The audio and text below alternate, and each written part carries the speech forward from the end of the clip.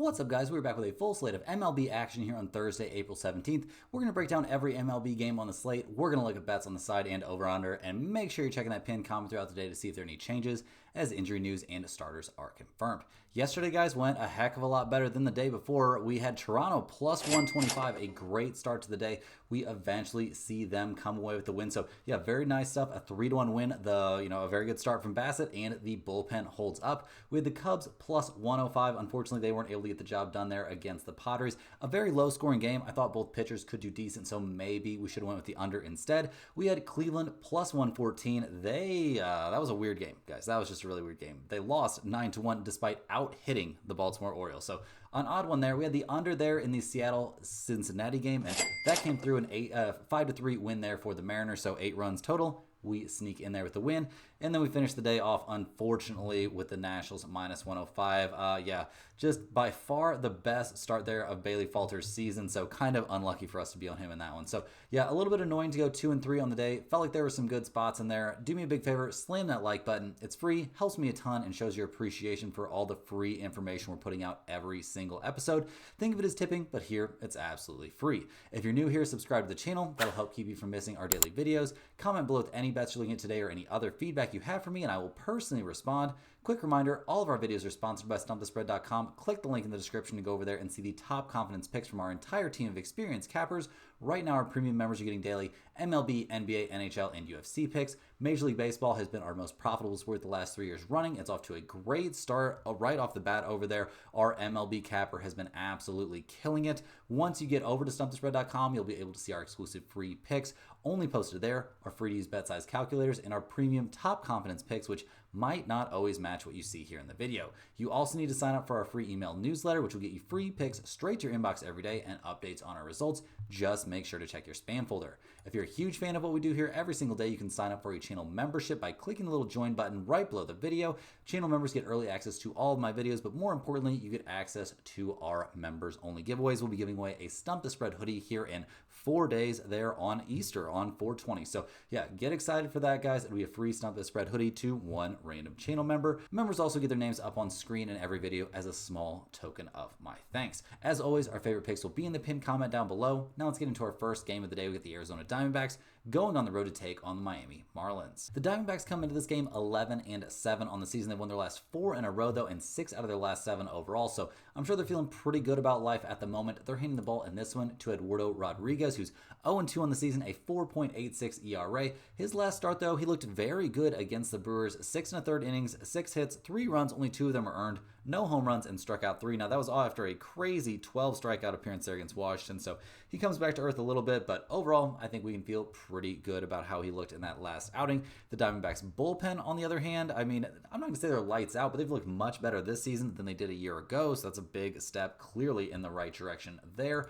The offense, doing what the Diamondbacks offense is designed to do, guys. 3rd in the majors in runs scored, 5th in batting average, 2nd in on-base percentage, getting on base at a 346 clip, and 2nd in slugging percentage as well. So yeah, pretty crazy stuff. They scored 6, 10, 5, 5, 0, and 9 runs over their last few games. Corbin Carroll off to a great start. This team looking pretty good at the plate. Pretty scary offense to face, but that's what the Marlins have to do. They've obviously lost the first 2 games of this series. Trying to avoid losing the 3rd one, they're going to be handing the ball to Edward Cabrera, who has yet to figure in a result this season. He's sporting a 3.18 ERA. This is only his 2nd start of the year. His first one against the Washington Nationals didn't go terrible. I mean, 5 2/3 innings, 4 hits, 2 earned runs is not the end of the world. He did give up a home run in that outing, and now he's got to face a much harder hitting Diamondbacks team. So yeah, a little bit of concern here for sure about Cabrera. We'll see what he can do. We'll see what we get out of that bullpen for Miami, which has been a problem. A 4.70 bullpen ERA here in the early goings has them way down in the bottom 3rd of the league. So we'll see if they can, bring that back a little bit, but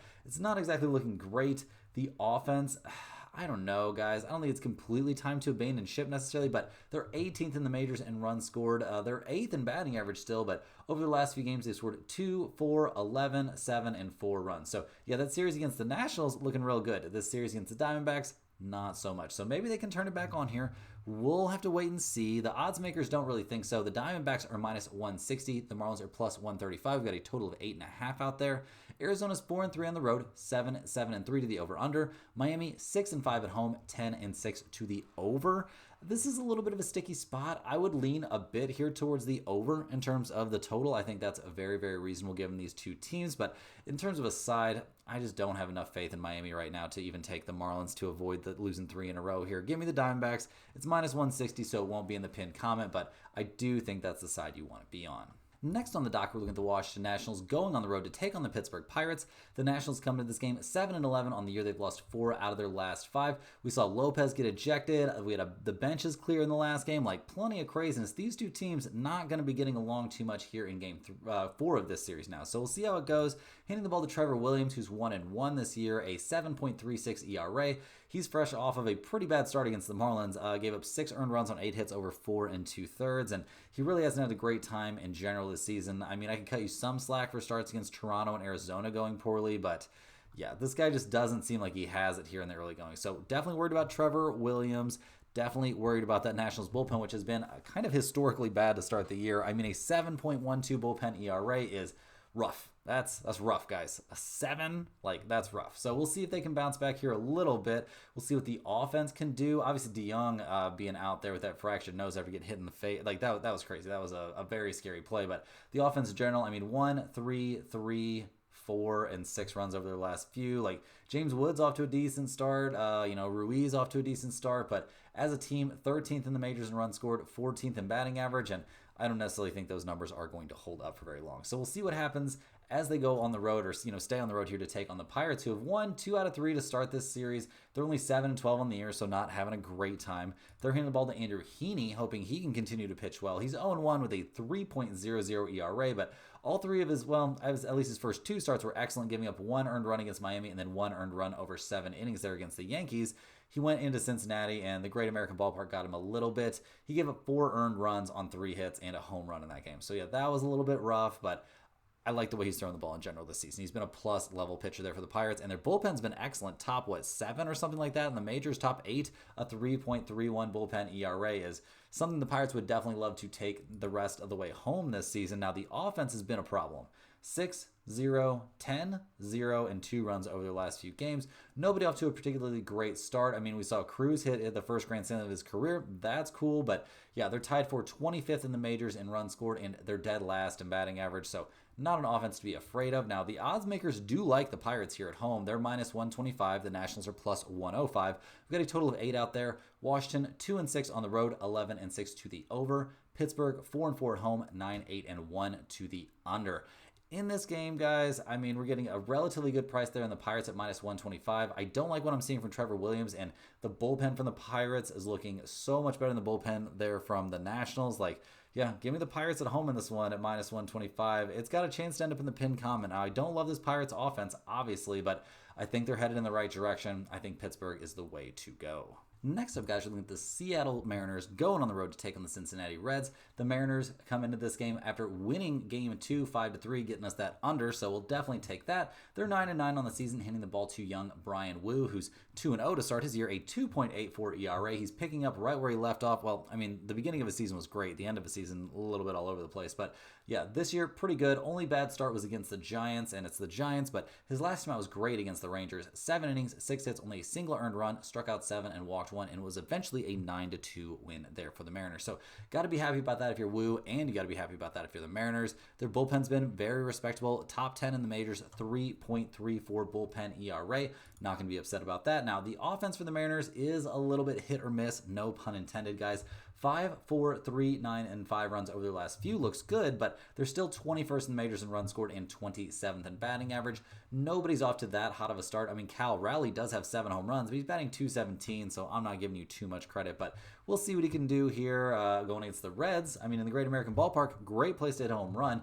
They are 9-9 on the season. That loss just snapped a 4-game winning streak. They're hitting the ball to Brady Singer, who's off to a great start. 3-0 on the year, a 3.18 ERA. He's had 1 bad start, struggled at Milwaukee, but against the Pirates his last time out, 5 innings, 2 hits, 3 earned runs. Not so bad, and he opened his year with a great start against the Rangers. So I'd say we're fairly positive about what we're seeing from Singer. Now, he's got an insane run support this year. Is that going to continue? We'll see. It's not impossible. Obviously, pitching at the Great American Ballpark, that's going to happen a good amount. Now, when you're pitching for the Cincinnati Reds, that might be a little problematic, but their bullpen has been fantastic. A 2.89 bullpen ERA has them 4th in the majors in that category, so That obviously looks great. We haven't seen anybody get off to an insane start at the plate. I mean, Ellie De La Cruz has 3 home runs and 18 RBIs, but he's only batting .229. They're 16th in the majors with 70 runs scored, but 28th in batting average and 26th in on-base percentage. So not an offense that I can really freak out about, and I definitely can't freak out about him going up here against Brian Wu. So looking at the numbers, the Reds are plus 105, the Mariners are minus 125. We got a total out there of 8. Seattle 1-4 on the road, I believe it is. 8-7-2 to the under. Cincinnati 6-5 at home. 9-7-1 to the under as well. I'm probably not going to take the under in this one, but I definitely shade towards the under here. If it was 8.5, we'd be taking it. At 8, I could take it or leave it, and I think we'll probably end up leaving it. So yeah, slightly lean towards the under, and I also like the Mariners at minus 125. Singer's been getting a little bit sketchy here, and with both bullpens being so good, it seems a little bit tough to find a lot of value on this game, but I think the under and Wu to have good outings makes sense to me. Next up, guys, we got the Sacramento Athletics going on the road to take on the Chicago White Sox. These two teams are actually playing right now. They're in the top of the 9th inning with the Athletics up 3-1. So looks like they're probably going to come away with the win in that one. Obviously, you don't know for sure, but the Athletics not having the worst season here out of the gates. Looks like they're going to be 8-10 on the year. They're handing the ball to JP Sears, who's 1-2 on this season, guys, a 4.24 ERA. He's made 3 starts, and they've all been very similar. His last one against the Mets, I guess he didn't go quite as deep into the game. But, yeah, giving up about 3 earned runs per start and going, between 4 and 6 innings per outing.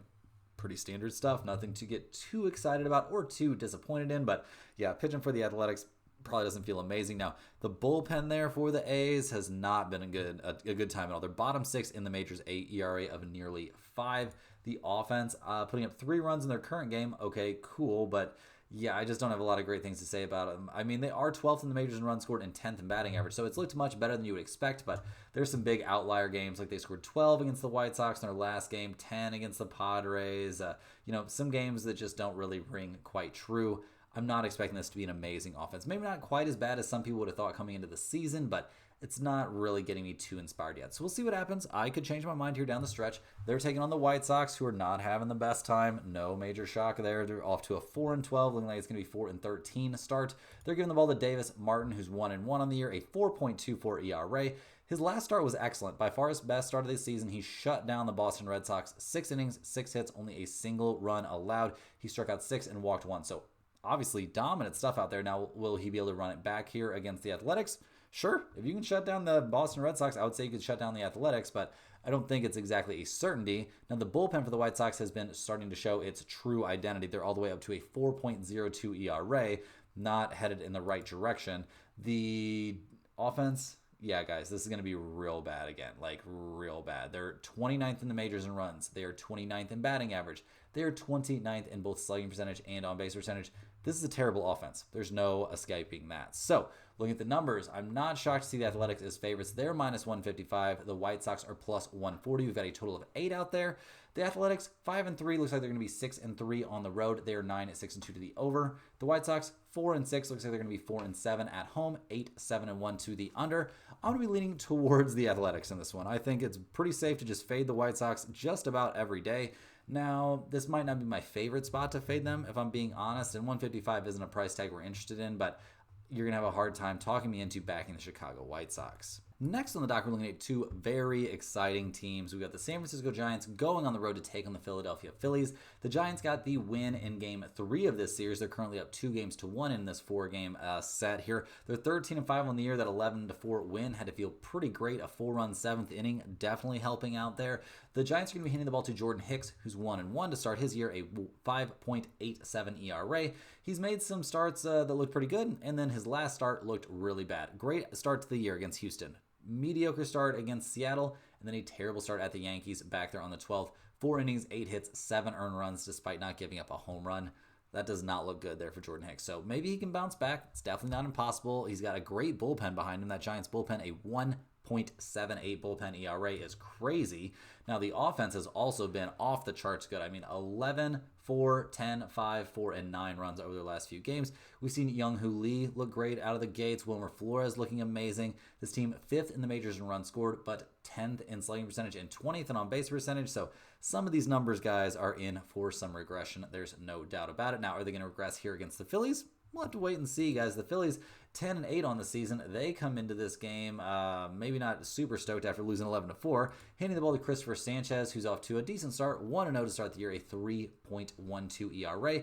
Great start against the Cardinals his last time out, except for he did give up 8 hits, so that's a little bit concerning. He managed to pitch his way out of trouble, only had 3 strikeouts though, so yeah, maybe getting a little bit lucky there. Not the best start against the Dodgers, a good start against the Rockies to open the year, but we're not giving you too much credit for shutting down the Rockies. Now, the bullpen for the Phillies this season looks like it's going to be a problem once again. A 4.84 bullpen ERA is not going to work unless this offense can really come alive. And 16th in the majors in runs scored and 13th in slugging percentage is not what the Phillies were looking for this season. They've scored 4, 6, 4, 0, 4, and 0 runs over their last few games. It's looking bleak out there. Nobody off to a particularly great start. I mean, Schwarber's hit 6 home runs. Congratulations, bro. You're batting .266 now, and that's a number that's been steadily declining. So we'll see what happens in this one, guys. The odds makers love the Phillies. They're -170. The Giants are +140. We got a total out there of 8. San Francisco 8-3 on the road. That's an MLB best road mark. 12-5 to the over. That's also an MLB best to the over. The Phillies are 6-2 at home. 11-6 to the under. There's a couple plays that make some sense to me in this one, guys, but there's honestly too many to choose from. First up, the Giants being +140 as what looks like the better team here in the early goings is intriguing. The Phillies at -170, I'm not too interested in that one, but you could definitely interest me in over 8 in this game. I think we'll see plenty of offense. I mean, Hicks obviously struggling, so that's what would make you think the Phillies -170 might be good. So yeah, a lot of interesting stuff in this one. Personally, I'm going to be leaning towards the over 8. We've seen a lot of offense in this series so far, and to all of a sudden see no offense in the game seems a little bit unlikely. Now, Sanchez has looked okay, but not unhittable. Hicks has looked okay, but bad in his last outing. So yeah, give me over 8 as my main lead on this game. Rolling right along, we're looking at the Cleveland Guardians going on the road to take on the Baltimore Orioles. The Guardians are now 9-8 on the season. They lost game 2 of the series 9-1, so not exactly what we or they were looking for. They managed to lose that game despite out-hitting the Orioles, so that's kind of annoying. They're going to be hitting the ball in this one to Tanner Bybee, who's 1-1 to start the year, a 4.40 ERA. His last start was against the Royals, and he was very good out there. It didn't go super deep into the game, only 4 2/3 innings, but gave up 3 hits and no runs while walking 4 and striking out 4. Now, that's the second time this year he's faced the Royals, and both starts were very good. When he faced the Angels, bro got shelled. So we'll see what he can do here against, it's supposed to be a power hitting team in the Orioles. We'll see how that goes. We'll see how the bullpen looks for Cleveland. I mean, obviously, last season this bullpen was excellent, and once again this year looking pretty good as well. A 3.12 bullpen ERA. Now the offense, once again this season, is looking like a problem. They're relying an awful lot on Steven Kwan and Jose Ramirez. 21st in the majors in runs scored and 16th in slugging percentage. Probably not going to get you to the promised land here if you're the Guardians. They've scored 1, 6, 2, 6, 7, and 6 runs over their last few games. So there's some decent crooked numbers in there, but I'm not really that excited about this offense right now. And they're going up against the Orioles, who fresh off scoring 9 runs probably feels great. Jackson Holliday hitting that early grand slam probably feels pretty great for the young guy. They're going to be hitting the ball in this one to Tomoyuki Sagano, who's 1-1 this year, a 3.86 ERA. His last start, he gave 8 hits, but only 3 runs there against Toronto in a 5-4 win there for the Orioles. But yeah, not exactly a start that gave me a ton of optimism. Now, he had a great start against Kansas City. His first start against Toronto this year looked good. Really do good against the Guardians. I would say there's a solid chance Bro's been throwing the ball okay, and this is going to be, I would say, probably the worst offense that he'll have faced so far this season. So, yeah, I'm leaning towards him having a good outing. The Orioles' bullpen's looking much better than expected. A 3.29 bullpen ERA is excellent. Got to give him the major props for that. Much better than I would have thought. And the offense, guys, maybe they're coming around 9, 3, 6, and 5 runs over their last few games. We've seen Cedric Mullins get off to a good start, but really nobody else excited me that much. They're 13th in the majors in runs scored and 13th in the majors in batting average and 18th in runs scored. So they've got some work to do. Now, the odds makers like the Guardians here at -120, thinking that Bybee is going to have something of a very good outing, but I'm a little bit worried about that. The Orioles are +105. We've got a totals out there of 8.5 or 9. Cleveland's 4-6 on the road, 8-7-1 to the under. Baltimore 2-4 at home, 9-5-2 to the over. I'm gonna be leaning towards Baltimore at home. I like taking these home teams here in the early goings. Home teams have done much better than away teams, so that's a step in the right direction. I also like what I'm seeing from Sagano out there on the mound. Now, he hasn't looked amazing, but going up against Cleveland, not that scary of an offense, I think we could see a very good day from him. Next up, guys, we got the Kansas City Royals going on the road to take on the Detroit Tigers. The Royals come into this game 8-11 on the year, but they've lost 5 out of their last 6, so that is getting concerning. definitely concerning. They just got swept there by the Yankees, losing 4-3 in the last game. Yeah, Judge hitting that go-ahead home run to end that's just rough stuff. The Royals are going to be handing the ball to Michael Lorenzen, hoping he can stem the tide here. He's 1-2 this season, a 3.71 ERA. His last start was against Cleveland. He looked okay, I guess. 7 hits over 5 2/3 though is definitely not amazing. Gave up 3 earned runs, a step back after a great start against the Twins, but he opened his year getting shelled by the Milwaukee Brewers. So maybe these are baby steps in the right direction for Lorenzen. We'll see. I'm not going to be holding my breath. The Royals bullpen looking okay. Middle of the pack, guys. A 3.68 bullpen ERA. The problem for this team has been their offense. They just cannot get started this season. I mean, they're sitting with, what is it now? They are in 27th place in the majors in runs scored. They scored 3, 2, 1, 4, 3, and 0 runs over their last few games. Salvador Perez is leading the way for this team with 2 home runs, and he's batting .208 on the season. Bobby Witt Jr. is finally batting over .300, but not off to the kind of start he was last year, so a lot of question marks for the Royals here at the plate. Now, they're taking on the Tigers, who just lost 2 out of 3 at the Brewers. They're down to 10-8 on the season, so they're probably not super jazzed up about how that series went. They're going to be hitting the ball to Reese Olson, who's 1-1 this year, a 6.00 ERA. The 25-year-old guy's not looking super sharp out of the gates. A mediocre start against the Dodgers. Sure, it's the Dodgers. That'll be fine, right? Well, a pretty mediocre start there against the White Sox. He went 6 innings, gave up 7 hits and 2 earned runs. Now, against a normal team, that'd be fine. Against the White Sox, I'm like, that's not that great. And then against the Twins his last time, 4 1/3 innings, 6 hits, 4 earned runs, and it's not like the Twins have been a good offensive team. So I'm worried here about Reese Olson for sure. Now, that Tigers bullpen, am I worried about them? I would say no. A 3.51 bullpen ERA has them in the top half of the majors. I'm not too worried about the pen. I am worried about the offense that has fallen off a cliff. They scored 1 and 0 runs over their last 2 games. Actually, 1, 0, 9, 1, and 4 runs over their last few. It has not looked great. They're 11th in the majors in runs scored still, but these numbers are all headed down. So we'll see what happens. I'm worried about the Tigers at the plate. Now, the odds makers, maybe not so worried. The Tigers are minus 136. The Royals are plus 115. We've got a total of 8 out there. The Royals are 2-6 on the road, 11-7 to the under. Detroit's 5-1 at home, 9-8-1 to the under. I think this is a spot to look at the over, to be honest. Neither starter's been throwing the ball particularly well right now. Neither bullpen is what I would term as elite. So over 8 seems extremely live in this game. I don't know if it's going to go in the pinned comment necessarily, but I'd say it maybe has an outside chance. The side in this game that I like the most, I think I have more faith in Reese Olson and the Tigers at home than I have in the Royals on the road at this point, but not a game that I'm very interested in the side. I'd be more interested in taking that over. Next on the docket, we're looking at the New York Yankees, who are coming off that sweep of the Royals. They're going on the road to take on the Tampa Bay Rays, who are fresh off of losing 2 out of 3 there against the Red Sox. The Yankees come into this game probably stoked to see Judge, get off the schneid there. He's just hit his 7th home run, and bro is batting .409 on the year. So probably not too worried about him. They're hitting the ball to Will Warren, who's 1-0 this season, a 5.14 ERA. After struggling there against the Pirates, bounced back with a nice start there against the Giants. The Yankees won that game 8-4. He went 5 innings, gave up 2 hits and 2 earned runs. Struck out 6 and walked 2. He did give up a home run in that game, but really a very positive outing for the young guy. He's had a couple of very good starts. A great start against Arizona, a great start against San Francisco, and just a very mediocre start there against the Pirates. So we'll see if the young guy can keep things going in this one. We'll see what that Yankees bullpen can do. I mean, a 3.21 bullpen ERA seems like they're going to be poised to be one of the better bullpens in the majors again. Aaron Judge killing it out there, batting over .400, 7 home runs, 21 RBIs. The Yankees are second in the majors in runs scored and first in slugging percentage. They've scored 4, 4, 4, 4, 8, and 1 run over their last few games, though. So not exactly lighting up the scoreboard at this point. Now, I'm not sure how many runs they're going to have to score against the Rays, who come into this game 8-10 on the season, fresh off of getting shut out and losing 1-0 there against the Red Sox. So that's pretty brutal. They scored 16 runs in game 1 of this series, but then scored 4 and 0 over the last 2. So not great. They're hitting the ball to Taj Bradley in this one, who's off to a good start to his year. No major shock there. Bro looked great last season. He's looking very good now. 2-0, a 3.71 ERA. He did have a little bit of a hiccup there against the Texas Rangers, but his last start was very good against Atlanta. 6 innings, 5 hits, only a single earned run allowed. He struck out 7 and walked 2. So I have very little to nitpick about that. Taj Bradley looking great out there on the mound. The Tampa Bay bullpen looking okay, right around Major League average, a 3.68 bullpen ERA. I'm not going to freak out about that in either direction.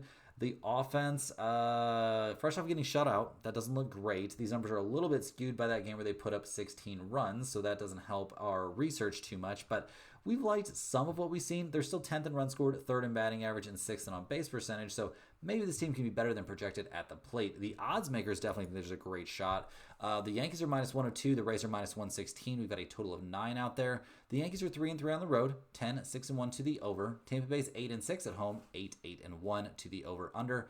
In this game, I would be looking more towards the under 9 than anything else on the total there. I think both pitchers are good enough, both bullpens are good enough that we shouldn't see tons of big crooked numbers out there. In terms of the side, I'm going to be leaning towards Tampa Bay at home. Like, the Yankees are obviously coming off a sweep, so they're probably in for a little bit of a down game, possibly after traveling here. So, yeah, we'll see. I'm going to be leaning towards the Tampa Bay Rays at minus 116 at home, though. They're a very interesting team at home, and they've got a very good pitcher on the mound. Rounding into the home stretch here, guys, we're looking at the St. Louis Cardinals going on the road to take on the New York Mets. The Cardinals, 9-9 on the season. They just won 2 out of 3 there against the Houston Astros, so I don't think they're too upset with how the early goings of this year have been. They're hitting the ball to Andre Pallante, who's off to a great start, 2-0, a 2.20 ERA, fresh off of shutting out the Phillies over 7 innings. Only gave up 2 hits in that game, and the Cardinals as a team shut out the Phillies completely. So, yeah, very good stuff from Andre Pallante. He hasn't given up more than 2 earned runs in any game this season, and the Cardinals are 2-1 in his starts, and the only loss was an extra inning loss there at Fenway. So, loving what we're seeing from Pallante in terms of the bullpen for the Cardinals this season. It hasn't exactly been a walk in the park, but it's getting better. A 4.30 bullpen ERA, a number that's that's shrinking a little bit, which is what you want to see those ERA numbers doing. I don't think we're too upset about that. So, liking what we're seeing from the Cardinals right now at the plate. Things are looking fine. Also, 4, 0, 8, and 7 runs over their last few. Brendan Donovan's off to a great start. Herrera's off to a good start. Lars Nootbaar just hit a 400-foot plus 3-run home run there for the Cardinals. They're 4th in the majors in runs scored and 1st in batting average. They're also 1st in on base percentage. Like, this team can hit it. So, pretty exciting time to be a lifelong Cardinal fan. Now, what can I do about it? I was born into it. So we'll see what they can do here against the Mets, who come into this game 11-7 on the year, but they just lost 2 out of 3 at the Twins. That's not what you're supposed to be doing if you're the Mets. They're handing the ball in this one to Griffin Canning, who's 1-1 to start the year. A 4.20 ERA leaves something to be desired. He got knocked around by the Athletics his last time out. Over 5 1/3, gave up 7 hits and 4 earned runs. Now his team did come back and get him the win there, winning 7-6, or not get him the Mets came back and won that game eventually 7-6. So they'll take it, but I don't know how stoked they are about Griffin Canning right now. The bullpen for the Mets has been lights out, though. A 2.18 bullpen ERA, absolutely nothing to turn your nose up at there, so you'll love to see that. The offense for the Mets, though, has been problematic. They've scored 3, 5, 8, and 1 run over their last few. Pete Alonso's been hitting the cover off the ball. No problems there, but they're 18th in the majors in runs scored, 23rd in batting average, and 23rd in on base percentage. That's not exactly what they had signed up for to be this season. So look at the numbers here. The Cardinals are plus 120. The Mets are minus 142. We've got a total of 7.5 out there. The Cardinals are only 1-5 on the road, 10-7-1 to the over. The Mets 5-1 at home and 13-5 to the under. That's an MLB best mark to the under. Now, am I going to take under 7.5 in this game? I am not. Not really too interested in that, guys. I maybe lean towards the over, if anything, but really, I think the side in this game is where you want to be, and I'm leaning towards the Cardinals at plus 120. I'm loving what I'm seeing from Pallante. I'm loving what I'm seeing from the Cardinals bats. Griffin Canning's been a bit all over the place. Now, that Mets bullpen is a concern, but the Cardinals are plus 120. Like, that seems like a good spot. This is not a homer play, guys. I swear. Give me the Cardinals, though, at plus 120. Last but not least here, guys, we're looking at the Los Angeles Angels going on the road to take on the Texas Rangers. The Angels come into this game 9-8 on the season. They've lost their first 2 in this series and 4 out of their last 5, so not having a great time. They're handing the ball to somebody who needs a significant bounce-back game in Jack Kohanowitz. He's 1-1 this season, a 5.74 ERA, but bro got shelled by Houston his last time out. 4 2/3 innings, 7 hits, 6 earned runs in that game. Game before that, gave up a couple home runs against Cleveland. Game before that, gave up a home run against the White Sox. I'm not really loving what I'm seeing from this young 24-year-old. I thought we were going to have a good year out of him, but we'll see. It's still very early on, so we'll see what we actually get out of him. But the Angels can't be too pumped about him. Probably not too pumped about that bullpen. A 6.40 bullpen ERA. Second worst in the majors. That's not great. Now, the offense obviously has deserted them. 1, 0, and 3 runs over their last few games. Mike Trout doing his thing out there, obviously, although his batting average has dipped below 200, which is a pretty big concern. They're 14th in the majors in runs scored, 3rd in slugging percentage, but these numbers not going to be sustainable for this Angels roster. So that's a little bit of a I'm lying. That's a huge concern for the Angels here as they go on the road to take on the Rangers, who are 11-7 this season. Obviously, got to feel good winning the first 2 games of this series. Not like they were blowouts or anything, but they were wins. They're going to be hitting the ball in this one to Kumar Rocker, who's not off to a great season. The young 25-year-old, not exactly doing his thing. 0-2, a 7.94 ERA. This is going to be his 4th start of the year. He did have a good one against the Rays, but against Seattle his last time out, 3 1/3 innings, 5 hits, 4 runs, 3 of them were earned. Just not his best stuff out there. So we'll see if he can get better. He also got shelled by the Reds this season, so I'm worried about Kumar Rocker. I want to see him do well. He's not really doing well at the moment. The Rangers bullpen, not really there to back him up too much either. A 4.17 bullpen ERA, not great. The offense, 3, 4, and 1 run over their last few games has been a problem. They're 27th in the majors in runs scored, 25th in batting average, dead last in on base percentage. Like, this is not a team that's having a great time at the plate. So a little bit worrying here. We've seen a very low scoring series so far. So we'll see if that continues, guys. The Angels are plus 114. The Rangers are minus 135. We've got a total of 9.5 out there.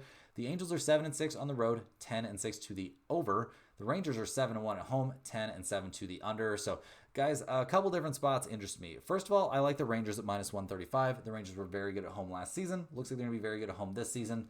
I don't see any reason to worry too much about them getting the sweep here, especially against an Angels team with struggling Jack Kohanowitz on the mound.